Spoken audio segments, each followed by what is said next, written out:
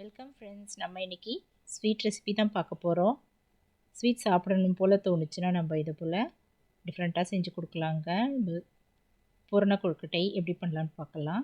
அதுக்கு முன்னாடி என்னோடய சேனலுக்கு ஒரு லைக் கொடுத்துட்டு கூடவே சப்ஸ்கிரைப் பண்ணிக்கோங்க.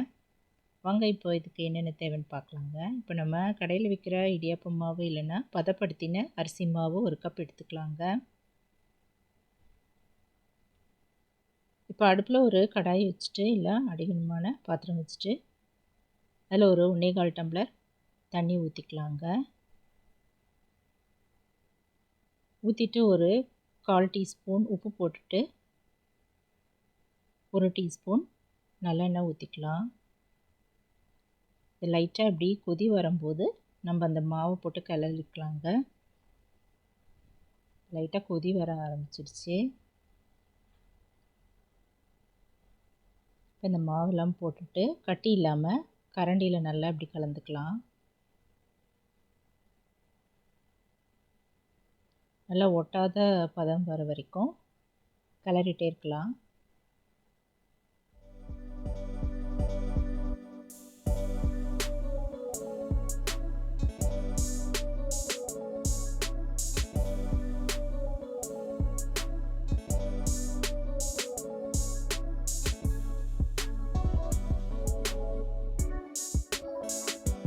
இது போல் ஒட்டாத பதம் வரும்போது நம்ம இதை மூடி வச்சிடலாங்க. ஸ்டவ் பண்ணிவிட்டு இறக்கி வச்சுக்கலாம். இப்போ இந்த பூரணம் பண்ணுறதுக்கு நம்ம 1 கப் துருவின தேங்காய் எடுத்துக்கலாங்க. 1 கப் நாட்டு சர்க்கரையை எடுத்துட்டேன். கொஞ்சமாக நெய்யும் எடுத்துக்கலாம். இப்போது உடச்ச கடலை ஒரு 1/4 கப் எடுத்துக்கலாங்க. முந்திரி ஒரு 5-6 எடுத்து வச்சுக்கலாம். ஏலக்காய் 3 இது போல் பொடி பண்ணி எடுத்து வச்சுக்கலாங்க. உடச்ச கடலையை நம்ம மிக்ஸி ஜாரில் போட்டு பவுட்ரு பண்ணிக்கலாம். அது நம்ம இன்னொரு பாத்திரத்தில் ட்ரான்ஸ்ஃபர் பண்ணிவிட்டு இந்த தேங்காயும் ஒரே ஒரு சுத்து மிக்சியில் போட்டு அரைச்சிக்கலாங்க.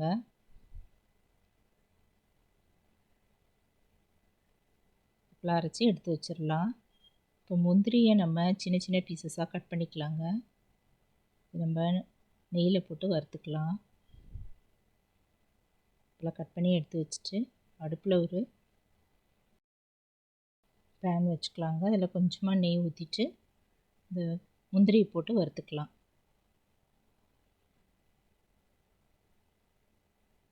இது லைட்டாக செவந்ததும் எடுத்து வச்சிடலாம்.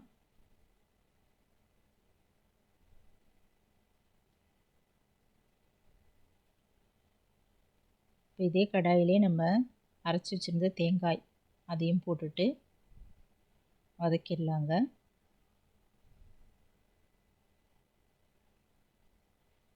இது கூடவே எடுத்து வச்சுருக்க நாட்டு சர்க்கரை அதையும் போட்டுட்டு கிளறிக்கலாம்.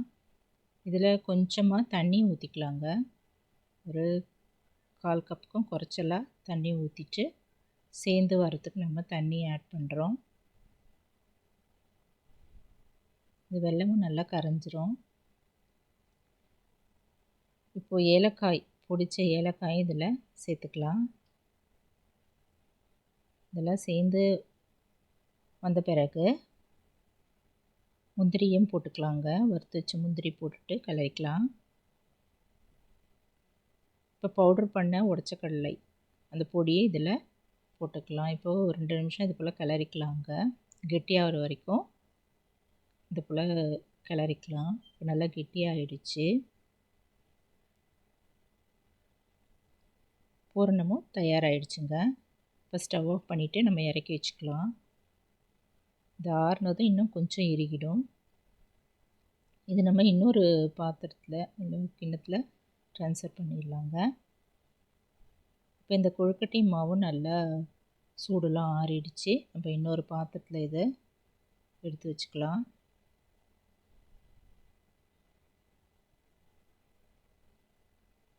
கொஞ்சமாக நல்லெண்ணெய் கையில் ஊற்றிட்டு நல்லா பிசைஞ்சிக்கலாம்.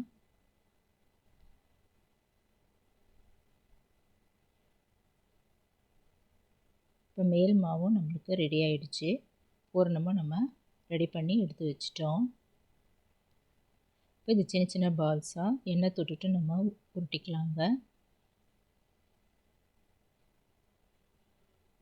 உருட்டிட்டு இது போல் சின்னதாக தட்டிடலாம். கிண்ணம் போல் தட்டிட்டு சென்டரில் இந்த பூரணத்தை ஒரு ஸ்பூன் அளவு வச்சுக்கலாம். வச்சுட்டு இப்படி மூடிடலாங்க.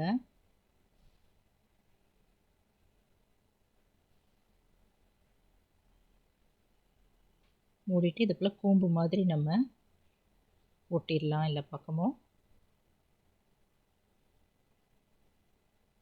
தட்டிட்டு இது போல் கூம்பு மாதிரி செஞ்சிடலாங்க. இது போல் நம்ம எல்லா கொழுக்கட்டையும் ரெடி பண்ணிடலாம்.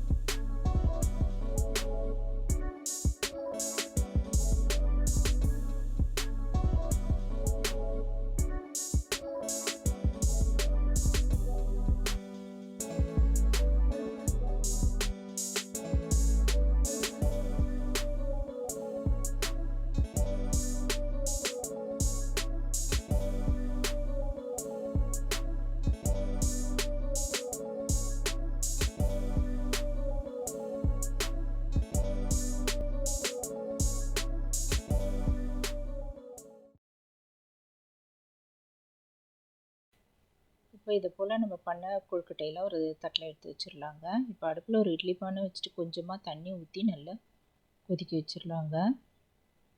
தண்ணியும் கொதிக்க ஆரம்பிச்சிருச்சு. இப்போ இடியாப்ப தட்டு இல்லை இட்லி தட்டு அதை எடுத்துக்கலாங்க. இப்போ இலை இருந்ததுன்னா இலை போட்டுக்கலாம், இல்லைன்னா துணி கூட மேலே அப்படியே போட்டுட்டு அதில் நம்ம இந்த கொழுக்கட்டையை வச்சிடலாங்க. தட்டு மேலே இலையை வச்சுட்டு நம்ம செஞ்சு வச்சுருக்கிற கொழுக்கட்டை 5-6 வச்சுட்டு வச்சிடலாம். இட்லி பானை உள்ள வச்சிடலாங்க.